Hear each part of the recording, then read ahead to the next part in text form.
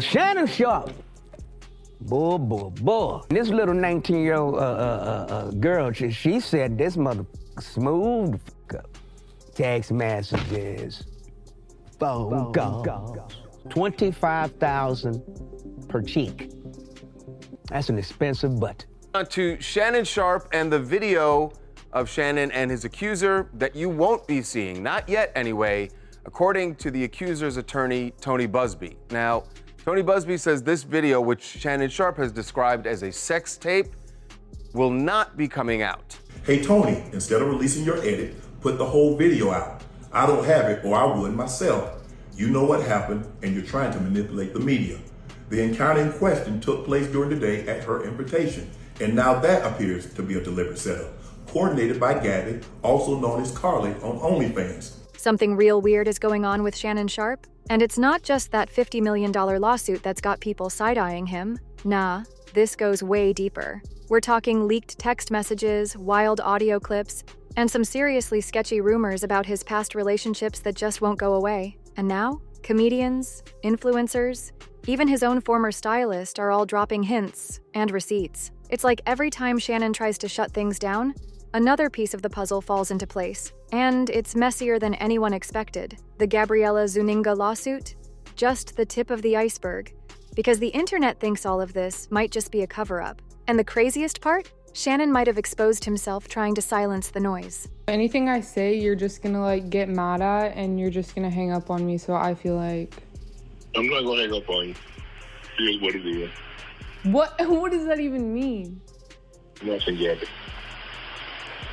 Let's get into it. So here's where things start spiraling, fast. Gabriella Zuninga, a 19-year-old OnlyFans model, hit Shannon Sharpe with a $50 million lawsuit. She accused him of rape, claimed he paid for her services, and painted a picture of a disturbing, twisted relationship. But when the news broke, nobody even knew who she was. At first, she was just listed as Jane Doe, until Shannon himself decided to unmask her. That move alone had people asking questions. Why would someone reveal their accuser's identity during a lawsuit? Well, according to Shannon, he did it to clear his name and prove the relationship was consensual. And how did he do that? By leaking private text messages between them. But these weren't just any texts. These were graphic, personal, and honestly, pretty bizarre. Gabriella allegedly told Shannon, "I want you to put a big black baby in me." Another text described her playing with his back door. You get the picture. Shannon clearly thought these messages would defend him, but instead they blew the internet wide open. Because once people saw what he was into behind closed doors, the old rumors about his preferences started bubbling back up. And just like that, Gabriella's lawsuit wasn't the only thing people were talking about anymore. They started asking, was Shannon trying to clear his name or hide something way bigger? But trust, this was just the beginning. Not because I didn't like white women. I think white women are as great as any other women. But I'm not gonna act like I'm not scared of them. I have a reason to be scared. You could be Kang the Conqueror, and they could take your rabbit ass down in 2 weekends.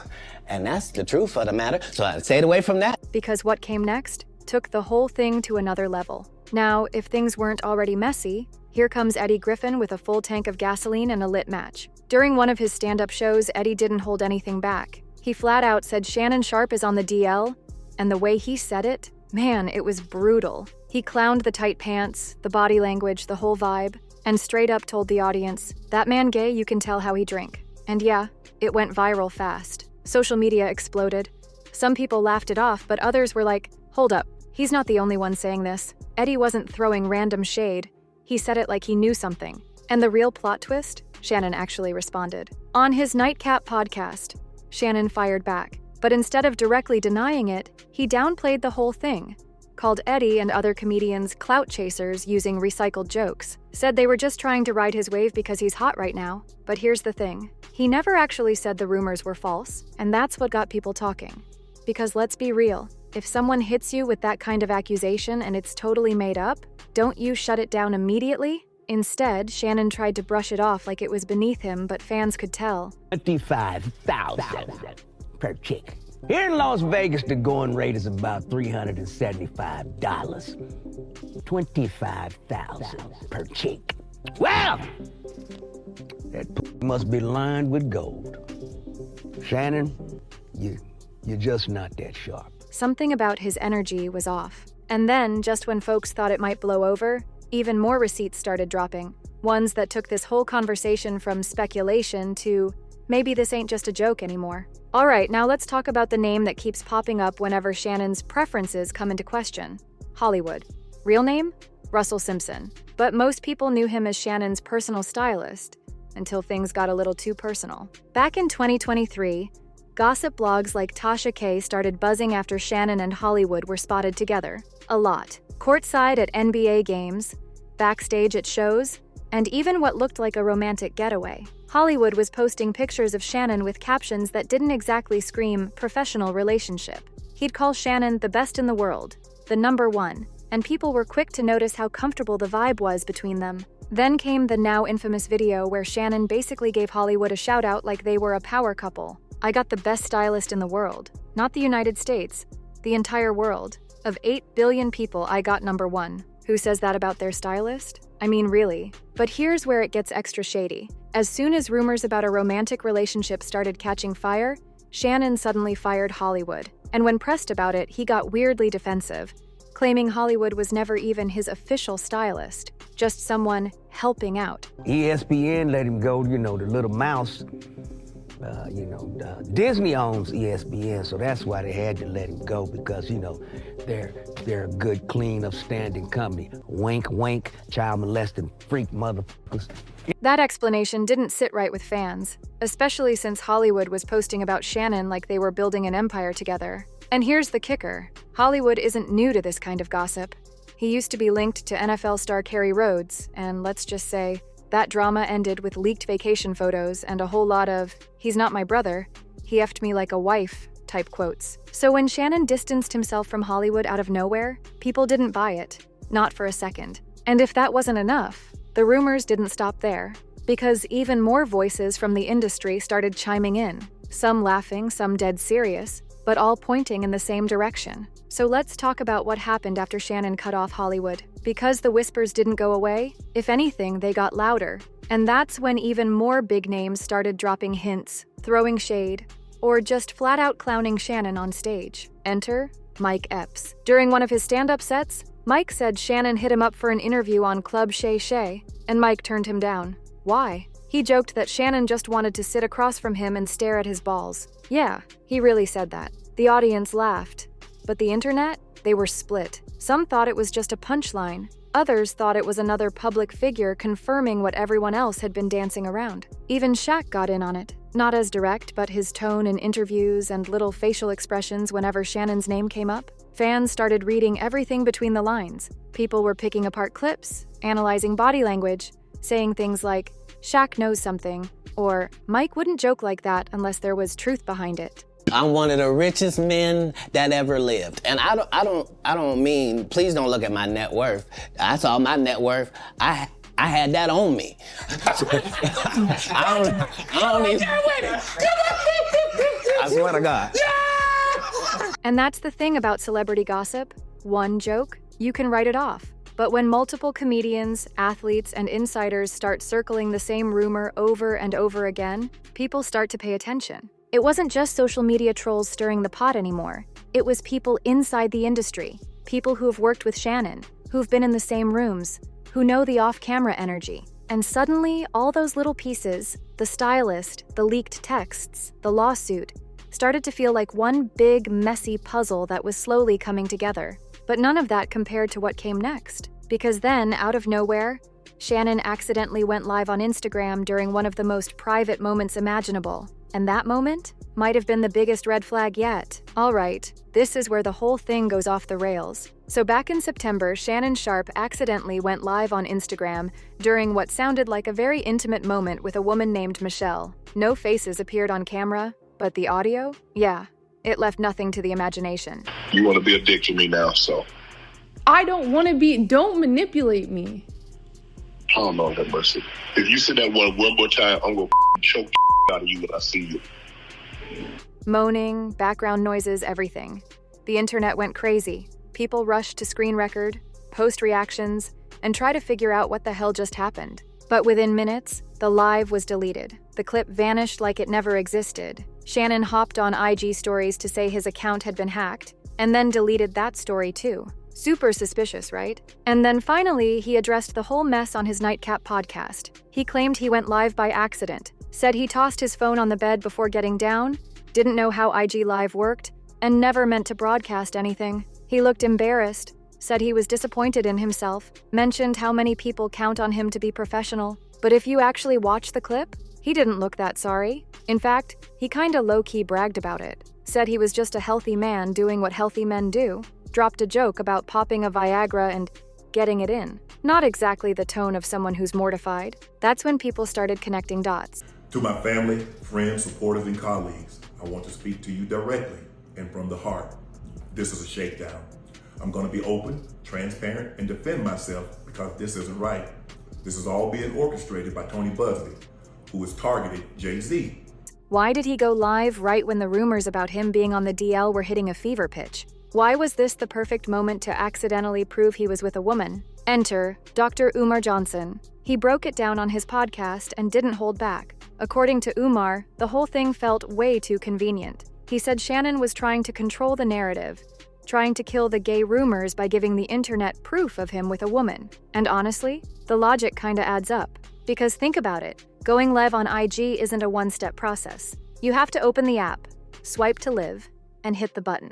That doesn't just happen. Dr. Umar even joked, unless Shannon's phone got a life of its own, that wasn't no accident. And just like that, what should have been an embarrassing blip turned into even more speculation that Shannon was doing the most to prove something, and maybe trying a little too hard. But it doesn't stop there, because after the live damage was done, Shannon's explanations only made it worse. So after the IG Live scandal, Shannon didn't just go quiet. He doubled down, jumped back on podcasts, interviews, you name it, trying to convince the world that it really was just a freak accident. And that's when he pulled up to Cam Newton's podcast. Why do people think that Shannon is smart? Because he knows how to read.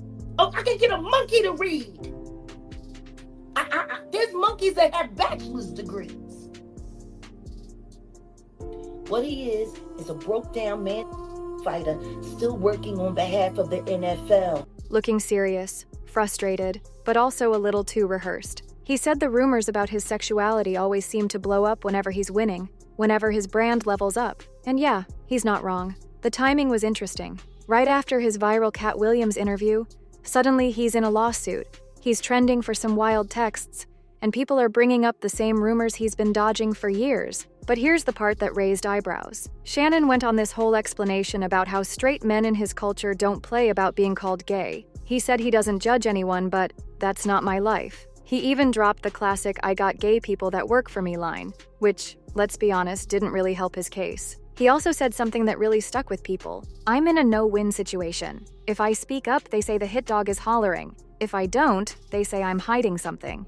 Which is true, but also kind of an admission that he knows he's walking on a tightrope. Like, bro, nobody's saying you owe the internet your personal business. But when every single coincidence seems to go in the same direction, people start to wonder, are you dodging rumors or trying to erase them? And fans picked up on the inconsistencies fast. Why bring up race play messages in a lawsuit defense? Why fire your stylist when the heat got too high? Why go live during private time right when accusations are swirling? We've been around, we've been doing a lot of good things. And I'm gonna tell you this right now.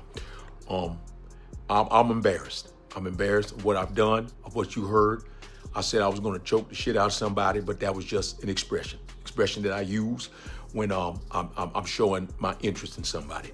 It's like every time things start to quiet down, Shannon does something that drags it all back into the spotlight, and not in a good way. And by now, the narrative has completely shifted. It's no longer about defending himself. It's about whether Shannon Sharpe is overcompensating to convince the world of something he might not even believe himself. And just when you think it couldn't get any more chaotic, another layer of the story pops up. One that's got people questioning whether this was all a media move. Because now there's money on the table. Right when the internet thought things couldn't get any messier, here comes the next twist. Shannon allegedly got offered $100,000 by an adult film company to license that accidental IG audio. Yeah, a real company, real money. And suddenly, people weren't just talking about scandal, they were talking strategy. Because here's the thing. That IG Live brought Shannon a whole new wave of attention. His podcast views spiked. His name was trending for days. Clips were flying across TikTok, Instagram, YouTube. Even people who didn't follow sports knew exactly who he was.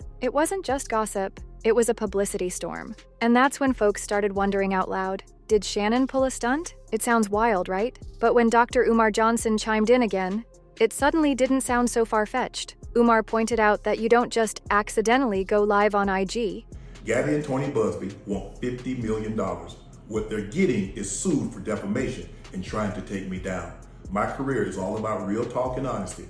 I know my family and fans know exactly what this is about. And I'm going to be out there telling you whatever I need to say, just like I always do. I love all you guys. Thanks. Not with the way the app is set up. He said what a lot of people were thinking. Shannon might have orchestrated that moment to visually prove he was into women, to crush the DL rumors once and for all. And honestly, it kinda worked. After that audio leak, public focus shifted hard away from the Stylist rumors, from the lawsuit, from the comedians. People were too busy laughing at the viral audio, debating if it was real, reposting the memes. Shannon knew how to flip the story, and that alone got people wondering how much of this has been real and how much has been PR cleanup. Because now when you zoom out and look at the timeline, it looks strategic. First the lawsuit drops, Shannon leaks the text messages, then the DL rumors explode. Shannon accidentally goes live. He gets backlash, jumps on every podcast to defend himself. PR pressure rises. Suddenly he's getting brand offers and media buzz. And in between all that, he's still denying everything but also throwing just enough bait out to keep the headlines going. So now the question isn't just what really happened, it's how much did Shannon want this to happen? Because if this was a setup, if he orchestrated the live, the leaks, the spin, then this isn't just a personal scandal anymore. It's a full-blown brand play. And that takes us straight into the final question. It's a lie. The bitch is lying. Okay? The bitch is lying. This is a shakedown. This is Shannon Sharpe of Club Shay Shay. I know y'all have heard the news. Everybody's disappointed in me. But I just want to let everybody know Club Shay Shay ain't going nowhere. So now that everything's out there, the lawsuit, the leaked texts, the Stylist drama, the stand-up call-outs, the IG audio, and the suspiciously timed damage control, we've got to ask the question that's been floating under the surface this entire time. Is Shannon Sharpe just unlucky? Or is he trying way too hard to prove something he's not? Because think about it. Every time the rumors about his sexuality start to fade, something new pops up. A leaked audio clip, a podcast denial, a new flashy look on Instagram. It's like clockwork. And the more he tries to shut down the whispers, the louder they get. People are starting to wonder if his entire public persona is a calculated mask, carefully managed, tightly curated, and always ready to clap back when the internet starts asking uncomfortable questions. And honestly, that might be the most revealing part of this whole situation. Not the texts, not the lawsuit, not even the IG live, but the pattern. A woman can say yes to consensual sexual relations with a man 99 times, but when she says no, even once, that no means no. Defendant Shannon Sharpe, a man who is accustomed to getting what he wants, completely fails to understand this basic concept. A pattern that says, I'm not just defending myself, I'm building a shield. One viral moment at a time, one media spin at a time, one denial that doesn't really feel like a denial. And now that $50 million lawsuit, it feels like a side note, because the internet doesn't think Gabriella is the real threat. They think the truth is. So what do you think? Is Shannon Sharpe a victim of fame, clout-chasing comedians, and a culture that loves to speculate? Or is he overcompensating, building an image so carefully crafted that even he might not know where the truth ends and the performance begins? Let us know in the comments below. And trust me, you're gonna want to stick around for the next video, because the rabbit hole, it only goes deeper from here.